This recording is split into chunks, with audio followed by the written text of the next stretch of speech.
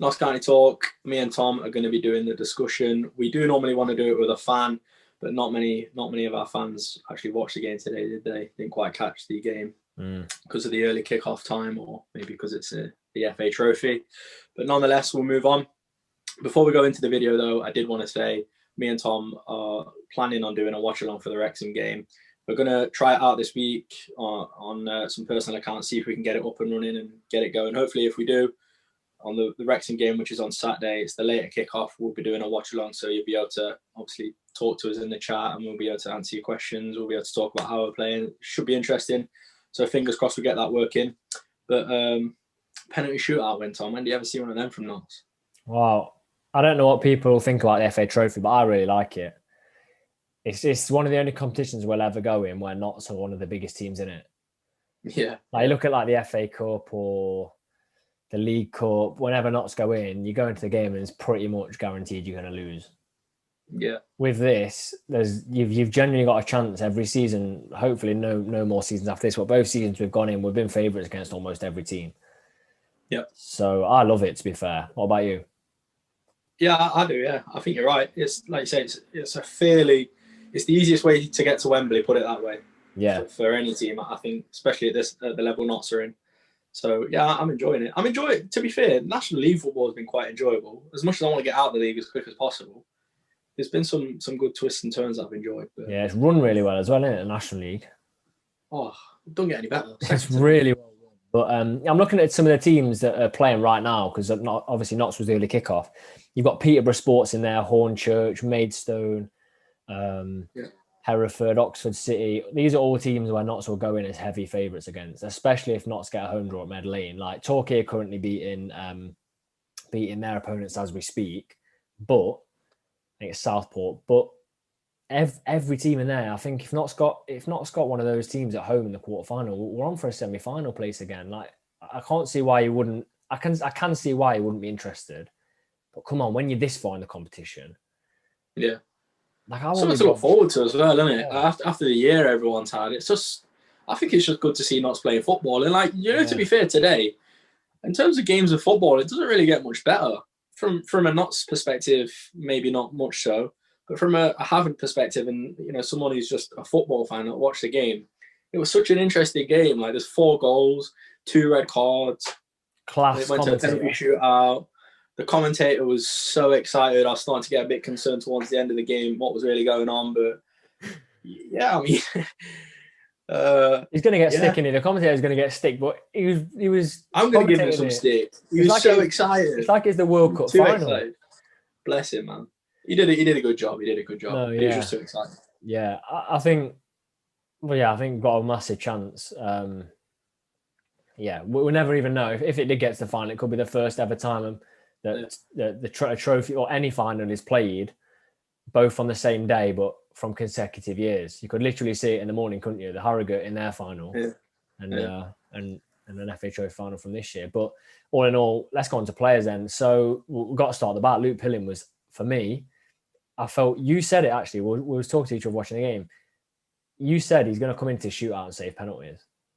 Yeah, I don't know why. It's just one of them. I feel like there seems to be a long history of substitute keepers being good penalty savers. I don't know why that is. It's probably because they're fighting for the place and they want to put themselves on the line a bit more. But it wasn't like they were straightforward saves either. Like the 2 saves he did make were, fairly in the corner. So they say hit them low as well. They were both. They say hit them low. Yeah, exactly. Yeah, and he's done really well to save them. I think so. I think other standouts. Barnett was good. Barnett was good, yeah. Like I said, in the player ratings, he was linking up really well, I thought, with Chickson when Chickson was on, playing it from each other, the 1-2 passing. Just that shot he had as well was a good shot, had some oomph on it. He didn't look scared to try anything, which is good for a young player that's coming into a squad. It doesn't have a parent club. He's a Notts County player on a short-term contract, so he has got something to prove.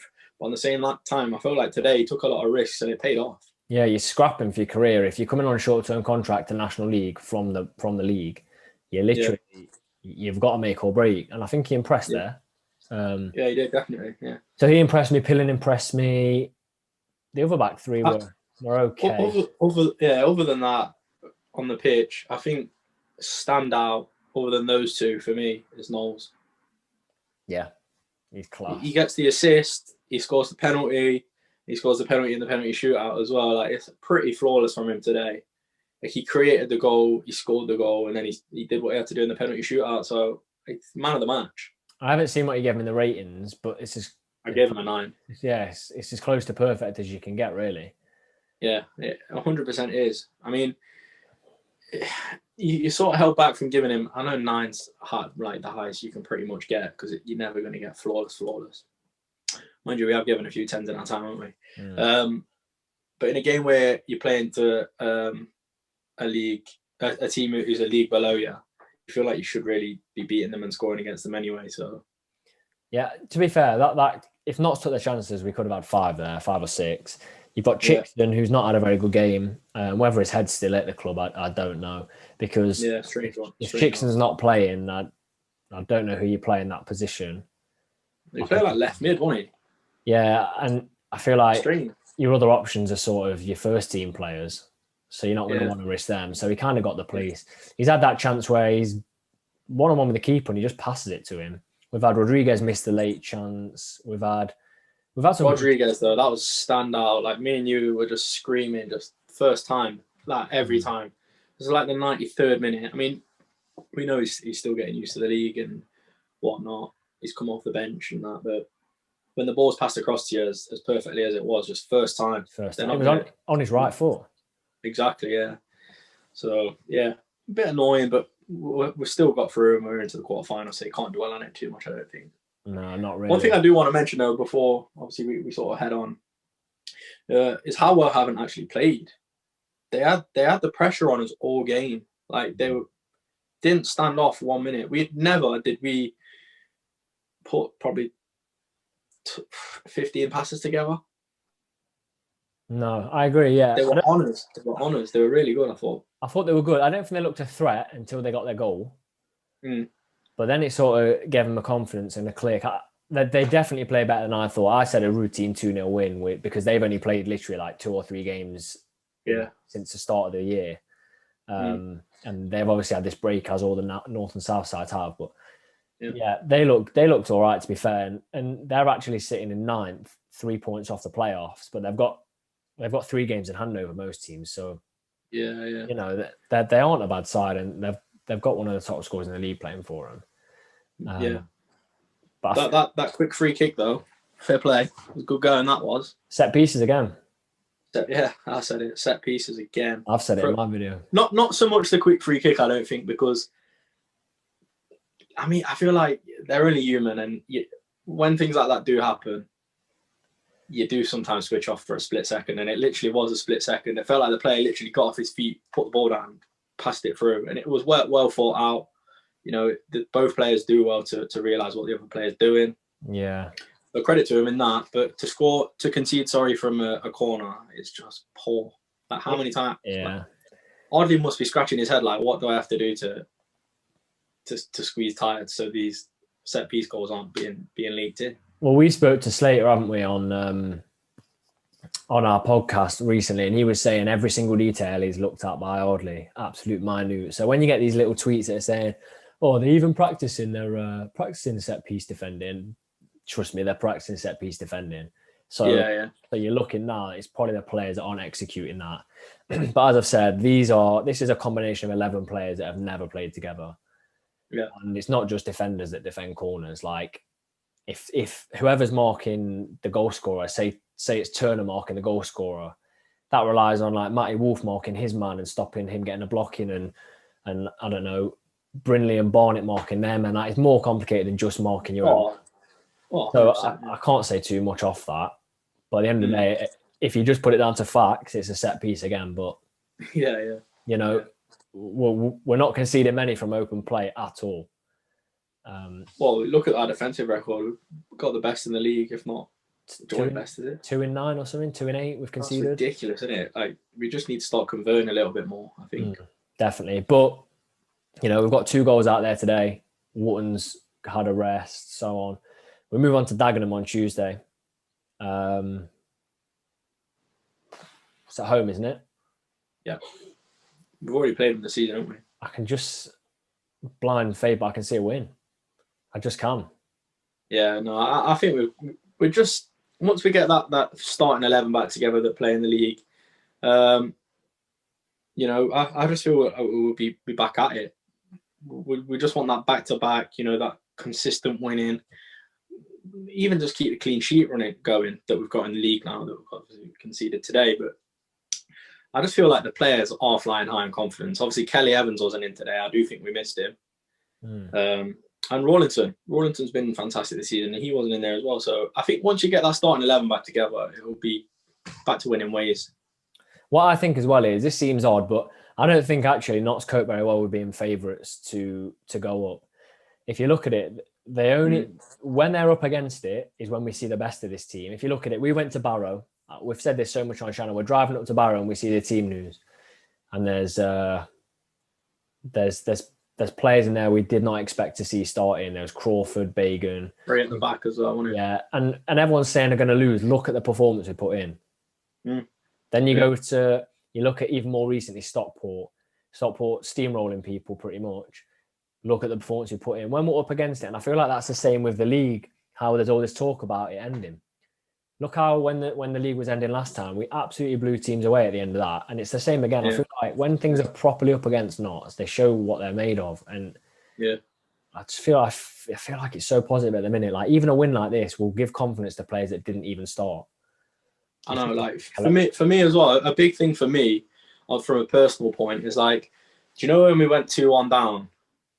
The whole time I've been a Notts fan, I just feel like typical, like we're going to lose, typical Notts. But you know, now I just feel like there's such a strength and a positivity around the club. It's like I almost felt like we'll win this anyway. Like, we'll find a way.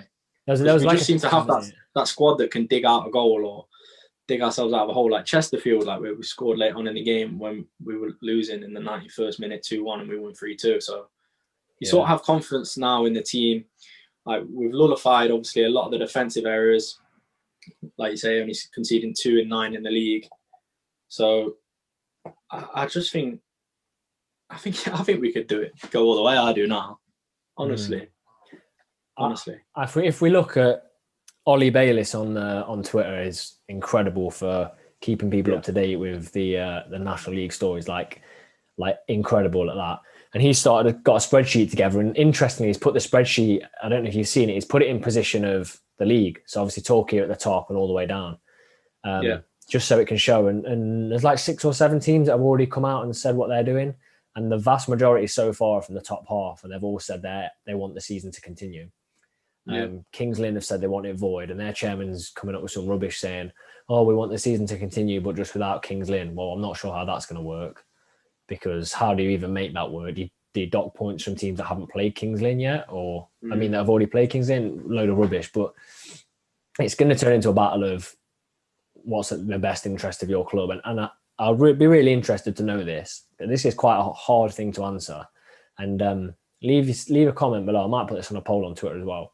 If it meant Notts got promoted because the season continued, so if it guaranteed Notts got promoted, but it put another club out of business because we carried on, how would you feel about that? Because that's really contentious. Because when you look at it that way, not so promoted, do we have any loyalties to a team like Kings Lynn or Dover? No, we don't. But if it meant carrying on and they actually went under, it's the other way around. But I think you've got to look at Notts County and as much as it's sad for those teams, something's gone wrong along the way. Yeah. For them to be in that position, because there are some, I know it's all about investment. It's a lot to say, but I don't know. I feel like the best thing is to just carry on the season and take loans, because in the long run, for me, once fans do get back in, if it is at the start of next season, then you can start to rebuild. Yeah, definitely. I don't know. I think there just needs to be some integrity as well. Like you can't keep starting and stopping leads and voiding it, because it's literally going to have an impact for years to come on like loads of different clubs. Like the leagues are just going to be all over the place. It's going to be really messy. Like I think you've just got to really grind it out, take the loan. I know a lot of clubs don't want to take the loan when they've been promised it's a grant. But if you sort of put those feelings to one side and just think, look, we've started the season, we need to finish it really. Like I say, it's just just for the integrity of the league, I think. And actually, teams take loans on all the time without letting fans know. Like, it's not something you have to let fans know. Teams don't just go through life being self-sufficient. Like, there are periods where they have to, not this scale, but they have to take small loans that fans don't know about. Yeah. Like, it's not like a loan is a brand new thing to a club. I know there's some Premier League clubs that drop down, and the revenue they lose from TV rights, they get in a loan because they and for the first season. I know that's a thing that happens. I know that happens with clubs. So yeah. But then, like you were saying, integrity. There's some teams that are just straight away saying they can't afford it when they're in a poor position in the league. Yeah. And it's nothing to do with that. Yeah. Tricky. It's really tricky. It's hard, isn't it? It's hard to. I think I mean, if I was to say it from a level playing field, I'd have the same feelings. Obviously, it's easy for me to say it as a Notts fan because we're doing quite well this season and we want to obviously get out of the league. But I feel like clubs, like we've said, should just take the loan and try and push on it as much as they can, because I feel like certain clubs that need the help, like really need the help and can't afford to take the loan, may probably get helped in that way. Yeah. If they show it, whereas there's teams that can afford to carry on with loans, or if they don't need a loan or anything like that, it's just going to have to be done like that. It might not be the easiest thing to work out, but surely the league just has to come together and work something out for fairness for everyone. And I can understand. I really can understand why some teams will feel hard done by and do want to end the league, such as Dover and Kings Lynn, because they're not doing very well and they're probably going to get relegated, and they feel like, what a time to be relegated when like there's so much, like COVID going on, games being abandoned left, right and centre and all that. But it's the same for everyone. So I just feel like you've got to just push on and keep going. Yeah, agreed. Yeah. But be interesting to see how that goes. The National League drag things out for weeks and weeks. To be fair, hopefully they drag it out till June and we actually do get to finish the league. Yeah, because actually things are starting to roll now, and I don't know the last time a game was postponed due to COVID. Yeah. There you go. It's really moving now. And originally, if games hadn't been postponed for COVID, I guarantee clubs wouldn't be saying this now, because we'll be like in the late 20s, early 30s for games played. The longer we go on as well, the closer it'll get to points per game. So if it did end, the resolution's there, but we'll have to see. But overall, a distraction from the league and just good to win a trophy match.